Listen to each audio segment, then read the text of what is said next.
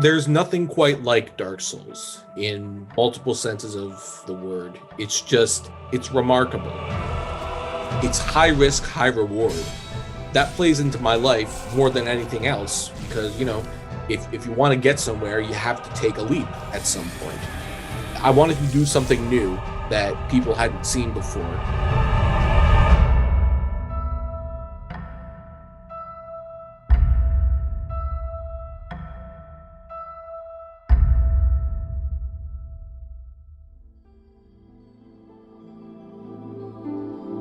Dark Souls Nightfall is an attempt to recapture the magic of Dark Souls 1 that nothing has been able to do thus far.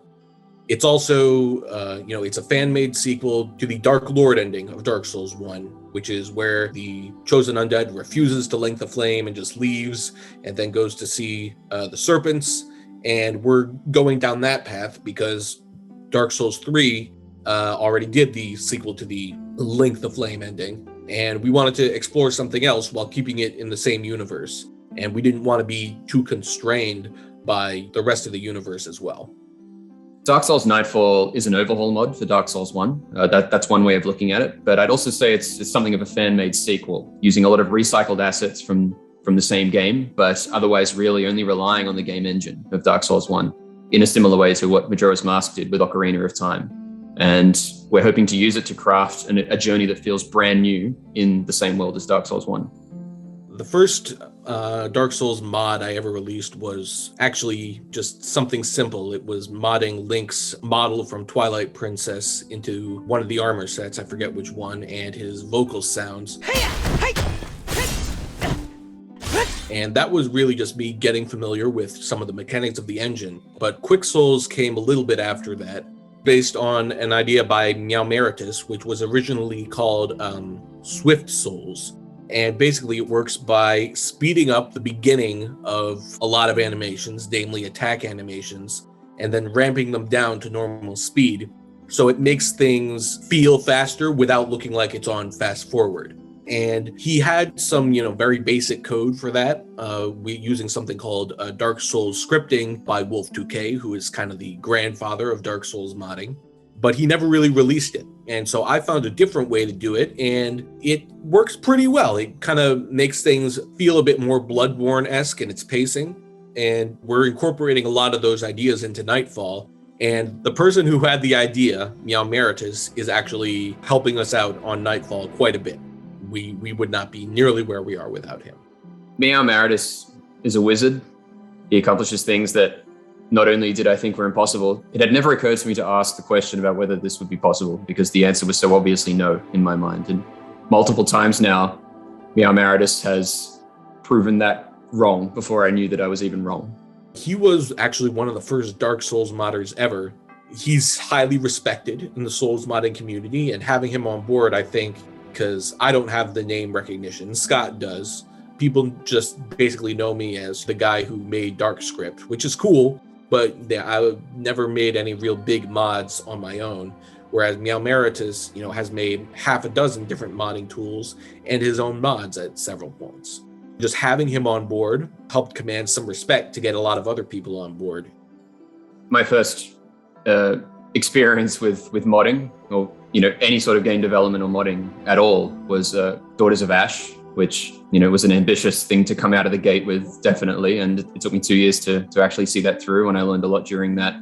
And it was really my attempt to make the game as novel and fresh seeming as possible, to kind of put a bit of life into an old classic that From Software had obviously moved on from at that point. I wanted to see how much I could do just by rewriting a lot of the game's event scripts, really, and doing some basic parameter edits, just moving things around from here to there. So, just positions and maps. And, that allows sort of, you can warp the player around and script all these different expanded lore story events to happen and things like that, which was a lot of fun to come up with and put into the game and to see people kind of experience live on streams and stuff. So that was a lot of fun, and I'm glad with how that turned out. After that, I started kind of developing a little bit of a relationship with Lobos Jr. He's a famously Dark Souls loving Twitch streamer and loves challenge runs and loves playing mods. If you think about it, someone streaming a Dark Souls mod, he's probably at the top of that list. And he does a charity event every May for St. Jude Children's Hospital, which is an incredible cause. And I started this little yearly ritual of designing a little Dark Souls mod for him to play, to just, draw people in, get some donations flowing for that event each May. And the first one of that was this crazy little mod where I designed this sort of gauntlet of challenges. And it was a great way for me to test out some of the new modding tools that I'd been developing since I finished and released Daughters of Ash. And the year after that, I made a roguelike Souls mod. And the year after that, so just this year in 2021, I made a mod for him where viewers of the stream can actually donate to trigger random effects that will usually hinder, occasionally help him in his otherwise perfectly ordinary journey through Lordran in Dark Souls 1. So really the focus for me has been 100% Dark Souls 1, and it's been those 4 mods, I think, are probably the 4 projects that I've put a lot of effort into at this point. 99% of my efforts of modding and my inspiration to mod has been for Dark Souls 1 from 2011. I think the reason for that is that the world design is still unparalleled. People have spoken about this quite a degree at this point, and I love watching and rewatching all of the videos that tear apart what makes Dark Souls 1 so unique. And that world design combined with that sense of free exploration, the sense of coming across a challenge that seems insurmountable and then conquering it and feeling like that victory was earned. There are plenty of other, quote unquote, Souls-like games that try to be Dark Souls. What those games fail to do is they fail to capture the atmosphere. They're like, oh, we need to make it difficult and have it very punishing and all that.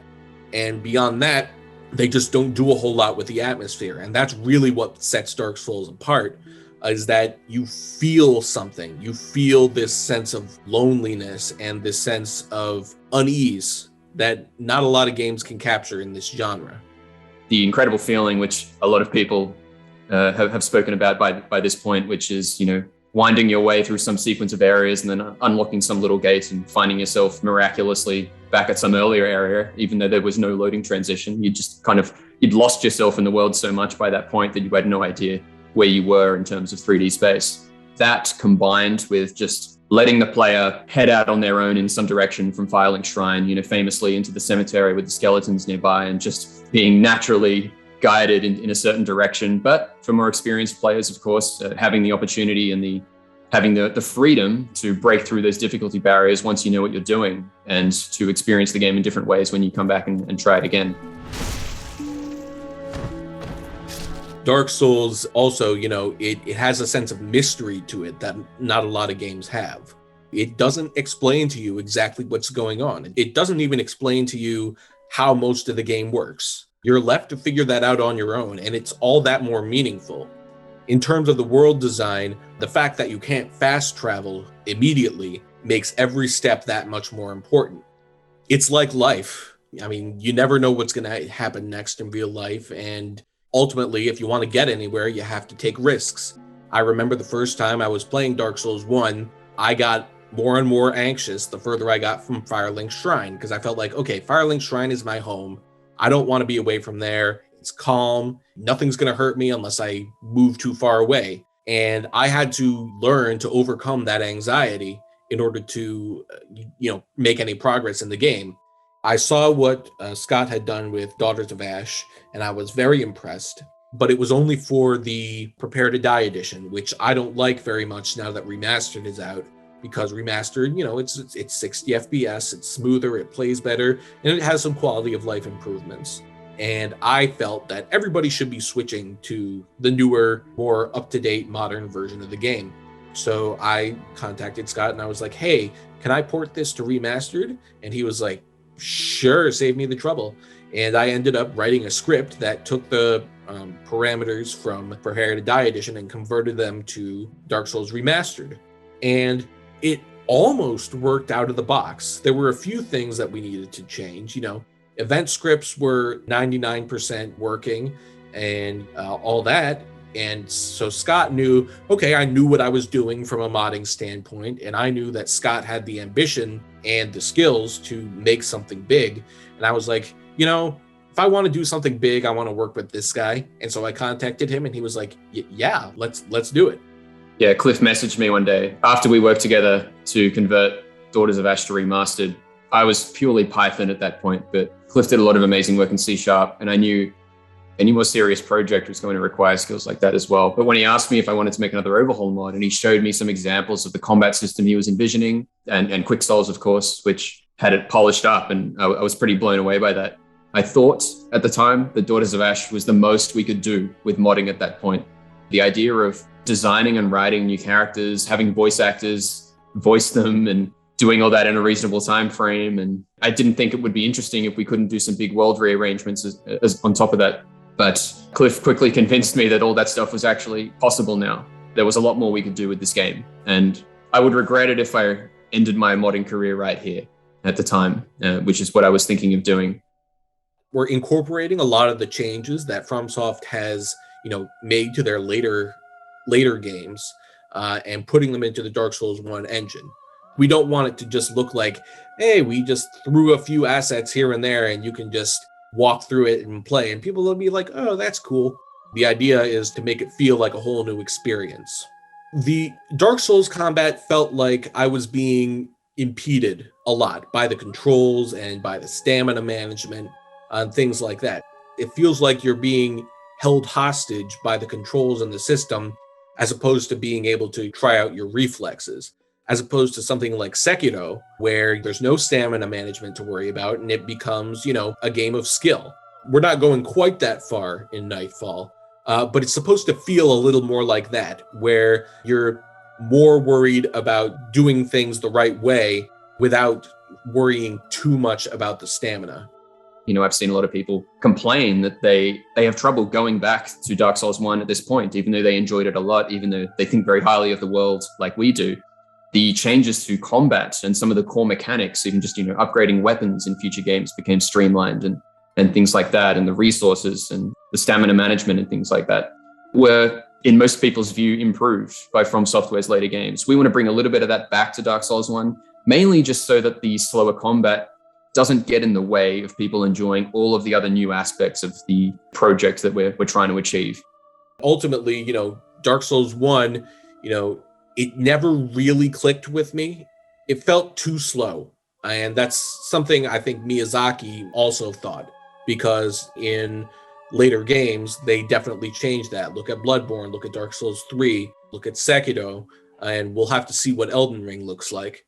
But ultimately, we're trying to make it feel faster paced and more energetic, as opposed to, turtling behind a shield and equipping Havel's armor and just swinging a bunch. We're trying to avoid that kind of thing. It enhances the experience by making it feel more gripping. It adds a sense of urgency to the combat that I don't think the original really had. Now, I'm sure a lot of people will pounce on me for saying that, but that's how I feel. A lot of people prefer the slower, more methodical pace of Dark Souls combat, whereas I'm more a fan of the reflex-based combat that the later games had. We're losing some things, but we're gaining other things in the process. And, ultimately, it's a game of chess you have to play with yourself. Okay, how much is this aspect of the game? How much does it define Dark Souls? And ultimately, I don't think the combat defines Dark Souls as much as everything else. So I was okay with moving towards a faster, more energetic combat. Now, we'll have to see how people feel about it. We're creating a new world for players to experience, and we don't want the players who love that kind of thing but can't stand the combat of Dark Souls 1, particularly 10 years on, to feel limited in their ability to experience that. So that's one motivation for why we're changing not just the creative elements of the world, but also the mechanical central elements as well. Time has been a part of From Software games pretty much from Bloodborne onwards. Bloodborne had the shifting cycles of it was evening, then it was nighttime, then there was the blood moon, and the world kind of evolves around that. A lot of quests progress on those kind of time-locked schedules. And we're really trying to bring both those sorts of time-based mechanics, but also really making it a real-time game and a real-time event system. And the name of the mod, Nightfall, kind of hints at where this is going to ultimately culminate in the game's story. Things that we are excited to try out, new things that we can introduce and test them out and have players talk about. So the dynamic lighting, for example, having the light change in real time because there's a real clock underlying the entire game now. And of course, there's a lot of time-based mechanics surrounding that. I think Daughters of Ash kind of pushed the boundary of what one person could achieve on their own, certainly what I could achieve on my own, given that I have no skills in 3D modeling or animating or editing core mechanics of the game engine and creating DLLs and things like that. So just unlocking those sorts of modifications is a huge upgrade on its own.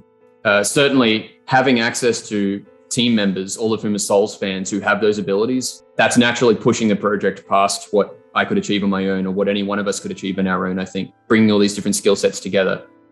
Dark Souls is not Skyrim. It is not a game that is designed to be easy to mod. There was a leak of a debug build of Dark Souls that we got some information from, but it's because of people like Meowmeritus and people like, Hot Pocket Remix that we have the ability to do what we do.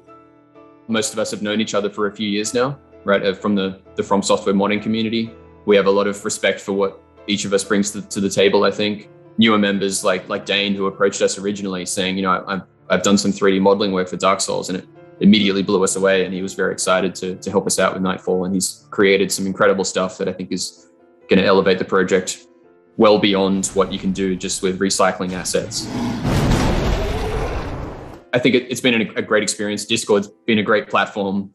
Cliff's done a great job kind of cultivating the way we communicate, and having that off-topic channel is great. And Zali the Witch, who we haven't really mentioned yet, Zali's been incredible, contributing to the lore of the story as well. And she's obviously just taken off with these incredible YouTube videos that delve deep into Dark Souls. So we all have that shared interest, and it's just great being able to work on something with a community of people who are just as in love with Souls as us. At this point, I don't think I'm going to be able to go back to completely solo endeavors. There's just too much to gain from working with other talented and passionate people, I think. You have to really care about the project to do it unpaid. And yes, there are days when, I had a bad day. I don't really feel like working on this today. And that's okay. But, when you do have a deadline, even a self-imposed one, you can't let yourself get too down about it. I care about this project enough that, I'm investing my own money. I'm doing all the work I can, but I'm a developer at heart. So I'm also very lazy. I like to make small changes that make the biggest difference. And a lot of that was already done when I made the Souls mod class in C#, which I based Quick Souls on. And once that's done, a lot of the other people have been figuring out more of the nitty-gritty details. And I've stepped back, more focusing on the music and, some of the other big picture stuff. There are several people on the mod who are being paid, because if they don't have a full-time job, they might not be very happy. And a happy worker is a better worker. I've been paying some people on the regular, and then some people, as needed for certain assets. But most of us are doing it out of the goodness of our heart. We have an off-topic channel in our modding Discord where we, just if we're having a personal issue, we'll post about it, and people will be like, "Oh, that sucks, man. Maybe this will help," or yada yada yada. Just having that sense of community, and that sense of there's people having my back, that really helps. You're contributing to something that's bigger than yourself. You're doing something that's not necessarily directly beneficial to you, but will make everything better in the long run. I like to think of it as you're planting seeds for a tree under which you never expect to sit. Make the world a better place, and that transfers to this mod too. I mean, there's people who, haven't played Dark Souls 1 in quite a while and are still contributing to this mod because they like that it's a cool project and they know it'll make a lot of people happy. That was one of the main reasons I got into modding in general, was because, I know there's a lot of holes that needed to be filled. And so I started writing modding tools. I started making little things that would make people's life easier. And that's what I do in my day job too. So it's a sense of just contributing to something that's bigger than yourself. For me, motivation for modding really just comes from closing my eyes for a second and just picturing myself or someone else, or even Lobos Jr., because he has such great reactions, picturing them experiencing what I'm imagining for the first time. Oh, I forgot about these. No, they can do that too? Oh, It helps me refine the creative design of it as well. If I have an idea for the mod and I'm not too sure about it, I just try to picture some generic avatar of a Souls fan and picturing how they're going to experience it. The hardest times for modding are when you have the grand vision, the design's all in place, and now it's time to just sit down and implement some boring little detail. Modding is not just, pouring some kind of creative design onto the screen, through the magic of keyboards. It's also knowing when to stop what you're trying to do because it feels too hard, and taking some time to improve the tool that will then let you come back and make that process of pouring your mind into Dark Souls, make that a lot easier. Finding that motivation can be tricky at times. And certainly, we started this project almost 2 years ago, and it hasn't been 2 years of continuous work on it. We're basically a team of 10 people with 10,000 things to do, which is divided not exactly equally, but certainly everyone has their own area of expertise. There's some ebbing and flowing of it, but at the end of the day, we are homing in now, and it's really pleasing to see that all come together. And it is in large part due to all the incredible team members we have too. I mean, there are two sources of anxiety. One of them is kind of inevitable, and it's just on a technical level where we're a small team. We're trying to do something quite ambitious. And from my end, being the one who's doing all of this event scripting, there's a lot of opportunity for bugs. And I certainly had my fair share of this in Daughters of Ash as well. And I was working a lot to fix a lot of it post-release. It's not going to be that dire, I think, because of the amount of playtesting we're going to do before release in this case, and the much larger team, that's many more potential eyes to catch these bugs, or people who play the game in different ways, finding cheesy boss strategies that we didn't intend for and stuff like that. That's kind of a cheap answer in the sense that's inevitable. From a more creative point of view, it would be the world progression, in the sense that I hope players don't get too lost in it. I know this is a fine line to walk in these games, in the sense of, on the one hand, you are trying to replicate that feeling of natural exploration and progression that isn't accompanied by hand-holding and signposting and characters telling you, do X, go to Y, and so on. But you don't want to go too far the other way and just have players roaming around at random until they stumble across some next thing to do. That balance for me, and for the part of the mod that I'm contributing, is where things get the most risky. The only other thing is, what are people going to think about it? It's ultimately a project made by the community for the community. And if the community doesn't receive it well, that would be, a hard blow. And I'm an anxious person by nature, so it's always in the back of my mind. But the quality of the project is such that I haven't really been worried about that either in quite a while. I'm most excited for people to experience the world in Nightfall and the new characters. Coming off of something like Daughters of Ash, where that was also an overhaul mod, but it was limited in a lot of ways. Whether I will have succeeded in crafting a world and the progression through it, again, that sort of wordlessly, but ultimately still guided progression through this world to reach the end of the quest in Nightfall. And the new characters as well. I've been writing a lot of new dialogue for these characters, brand new NPCs that are going to be voiced by voice actors, which Cliff is managing. And I think that part of it is going to elevate the mod from just, this isn't just some expansion pack, introducing these brand new characters and the new armor sets for them that Dane Brennan has been crafting for us and things like that. Whether we're able to recapture that limited sense of community that all these incredible, memorable characters in Dark Souls 1 gave us, like, Solaire and Siegmeyer, everyone remembers these characters. I want them to feel, a similar sense of intrigue and mystery and exploration too, because we're rearranging the map a lot.